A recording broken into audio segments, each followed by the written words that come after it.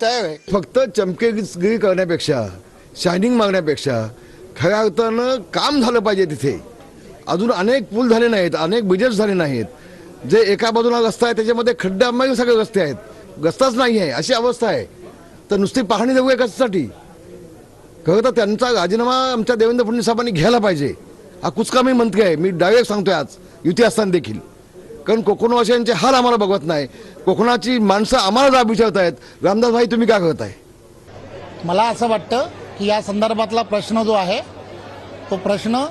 तो अडाणी माणूस आहे असं माझं स्वतःचं मत आहे. हा जो नॅशनल हायवे आहे आणि नॅशनल हायवे हा नितीन गडकरी साहेब यांच्या अखत्यारीत येतो. तर मला असं वाटतं की तो अडाण्यासारखा प्रश्न आहे, उत्तर आहे त्यांचं.